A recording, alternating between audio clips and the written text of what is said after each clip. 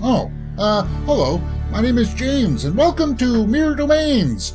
You know, It Chapter 2 just came out this weekend, and everybody who's everybody is putting out their reviews, non-spoiler review, and spoiler review. So I figured, well, I already did my normal review. I might as well talk about some spoilers as well. Was this the type of movie where you just went in and you were just like, well, that was kind of long? Or it was kind of like, that didn't really work for me. It wasn't as good as the first one. Did it make you feel like that? If you felt like that, let's talk about it in my spoiler review. So, It Chapter 2. This is a spoiler review. So if you haven't seen the movie, then, this is going to be full of spoilers, and it's going to be talking about some of the big plot points. And if you just want to see my normal review, I shall put a link to that up in the cards above. You can see it right there. It's just a small, quick 7-minute video, and there we go. You get to see my just my non-spoiler thoughts. But here we go, spoiler thoughts. Let's talk about just the way that people were feeling coming out of this movie. Like, the majority of what I've been seeing of the reactions are that, yes, it's too long, that it could be cut down. For me, I felt like it was an okay length, because for me, I'm familiar with the material, and it's just like I'm hitting the ground running as soon as this starts. I want to see how they are adapting this material. So it was never boring for me. It was just kind of like, oh, okay, well, that's an interesting choice. I didn't expect them to do that, especially with the Richie character. And once you realize where they were going with that, with the tones of him being bisexual or possibly even gay, it was kind of like, oh, well, the movie starts off with that huge scene, that homophobic attack scene in the beginning, and it shows that Pennywise is going to eat anybody, adult or kid, whatever have you. I was like, oh, well, okay. Well, that's a very serious tone that they're putting on the movie, and it doesn't really click in that that's kind of like a theme running throughout it. And I kind of like that. It was kind of interesting. And seeing Bill Hader work with that material, once again, as I said in my initial review, Bill Hader did a fantastic job in this movie. He showed a lot of range in this, and I felt like that was really good. The comparison to the first one. That's the number one thing that I'm seeing, is that, well, it's not as good as the first one. Well, it's not all that good. And a lot of these gripes, from the comparison to the first one, gripes with the different characters, like the characters don't resemble the book. The scares in this one just didn't really scare me as much as that's the first movie. And I'm like, oh, come on, guys. If that's all you're doing is going in here and comparing it to the first one, and you want this one to be as good or if better than the first one, like, is that really a realistic expectation? And that's what I meant in my original review, where I was like, okay, I know that this is what people are tending to do. This is the tendency, so I'm not going to do that. I'm not going to expect this to be better than the first one.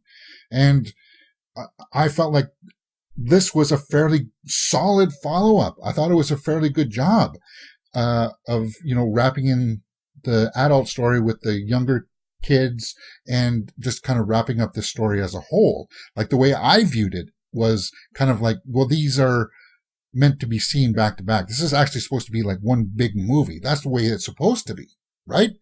And like Kill Bill Volume 1 and 2, like, it was meant to be seen as one big movie. That's the way I see it. I always looked at it. I never felt like it was like two separate movies, like two distinct self-contained movies. I never felt like that.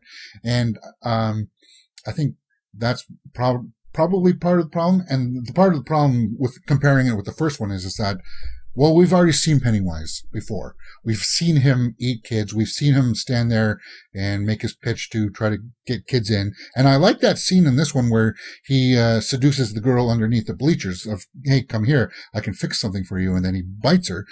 We've seen that before, though. So it didn't really scare you because you were familiar with that material already. The only thing that I felt like they could have done to make it a little bit more scary is that, how in the TV series one, they had a scene in the shower room where he's like morphing. His body gets different sizes and stuff. And it's got that weird kind of stop motion effect to it. And I felt like they didn't really have that kind of vibe in this because everything was CG.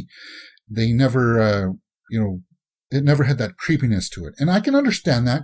But as I said, I think a lot of that has to do with the fact that we're just familiar with this material already. We're familiar with all the tricks that Pennywise has. So I felt like the comparison to that from the chapter 1 it's just, yeah, it does lose some of its luster, and it would be hard to up that game. They tried to make it more bloody, then it would be, just kind of like a gore fest. And I don't think that's what we are looking for. At least that's not what I was looking for. Character differences. Let's talk with Bill and his wife, Audra. I thought she was going to have a bigger part in the movie. Yeah, I agree that I wish they had incorporated her more. I was expecting her to be more of an influence in his story, and it kind of gets not even mentioned after the first introduction of her and Bill as adults. She just kind of goes away, and they never reference her again. And that being said, too, they did that with Beverly. Now, Jessica Chastain did a fantastic job as Beverly, but she came from an abusive relationship. So it is like thematic rhyming in the sense that when she was younger, she was abused by her father, and now she's done the same thing as an adult. She's in an abusive relationship. And yeah, okay, I get it. I don't like to see scenes of a woman getting beaten like that. I understand that they had to do it, but, from what I understand in the original story, that was much more of a factor throughout. Like he actually stalks her back to Derry. And we didn't get any of that. So it's a choice of the director, and I'm suspecting that there's supposed to be there could be a longer cut of this film. So, oddly enough, they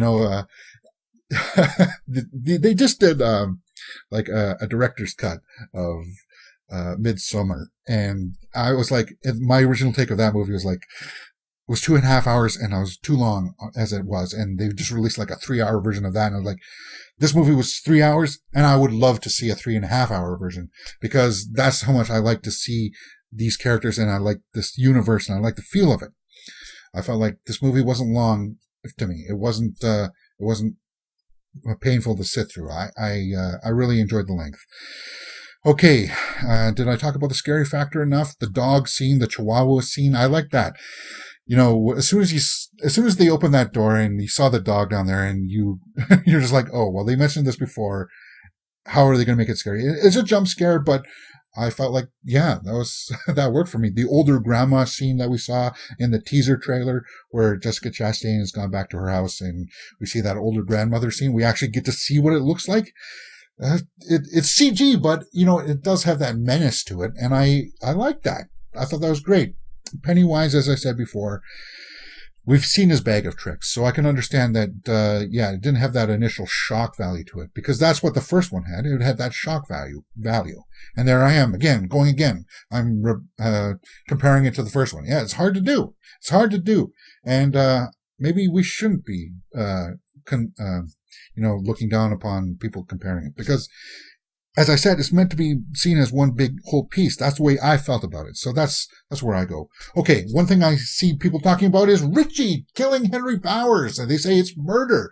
Murder? Really? The guy just escaped a mental institution, and he is obviously trying to kill people, and he killed people, and he's sitting there trying to kill who was it? Was his friend, right? Was it Eddie that he was trying to kill there in the library? Or no. It was Mike he was trying to kill, right? It's just like, no, come on. Yeah, of course, Richie's going to come up and kill him. I mean, but people are like, it's murder. It's murder. No, it's not. It's not murder. It's not. If he had killed, Mike there, then he would have obviously turned around and tried to kill Bill there, and he stabbed Eddie in the face. I mean, come on, guys. That's something that I found interesting. Okay, we knew in the story that Pennywise released Henry Bowers, and I felt like in the original story that that was supposed to be kind of like, are they seeing real stuff, or is it just Pennywise? And they kind of played with that mentality with Henry. Like, Henry was supposed to be doing all this horrible stuff as an adult, and am I really seeing what I'm seeing? Or is this real, or is this Pennywise? Kind of like, and I got that feeling once when, he was attacking, Eddie in the shower and he got stabbed through the face. It was kind of like, oh, this is real. This isn't fake. Because we do get those scenes where they're like seeing the clown and his visions and they're like, it's not real. It's not real. It's not real.